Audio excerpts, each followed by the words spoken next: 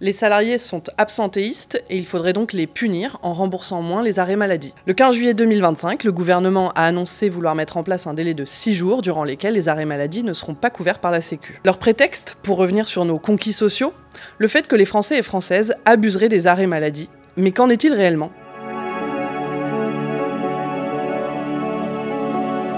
Pour commencer, oui, le nombre d'arrêts maladie augmente en France. D'après l'assurance maladie, entre 2010 et 2023, ils ont augmenté de près de 30%. Mais la faute à qui ? Eh bien, principalement à la réforme des retraites. Les salariés sont plus âgés et donc plus souvent malades. Les seniors sont proportionnellement plus souvent en arrêt maladie que les plus jeunes générations. Par exemple, en 2023, la durée moyenne d'un arrêt maladie pour une personne de plus de 60 ans atteignait 72 jours, soit 49 jours de plus que pour les 25-29 ans. Le deuxième facteur qui explique cette hausse, c'est la dégradation des conditions de travail. La France figure parmi les derniers pays en Europe en termes de conditions de travail. Les travailleurs et travailleuses en France déclarent plus d'exposition aux contraintes physiques, au bruit, aux substances dangereuses, aux positions pénibles, mais aussi du stress et des burn-out. Une des explications de cette dégradation, c'est le manque de médecins du travail et d'inspecteurs et d'inspectrices du travail qui sont chargés de garantir que les entreprises mettent tout en œuvre pour s'assurer de la santé et de la sécurité des salariés.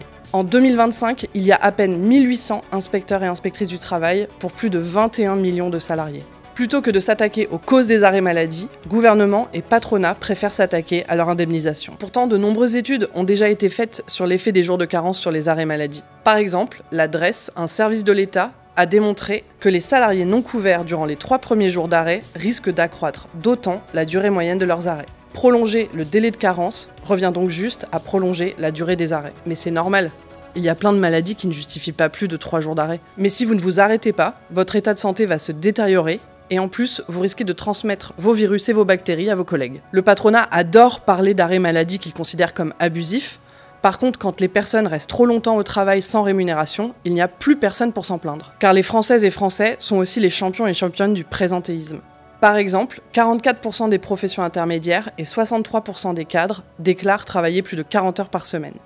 Et près de 60% de ces dernières et derniers ne déclarent ni récupérer, ni être rémunérés pour leurs heures sup. Autre chiffre révélateur, 6 Français sur 10 ont déjà travaillé au moins un jour dans l'année alors qu'ils étaient malades. Cette histoire de jour de carence, elle a en vérité un objectif.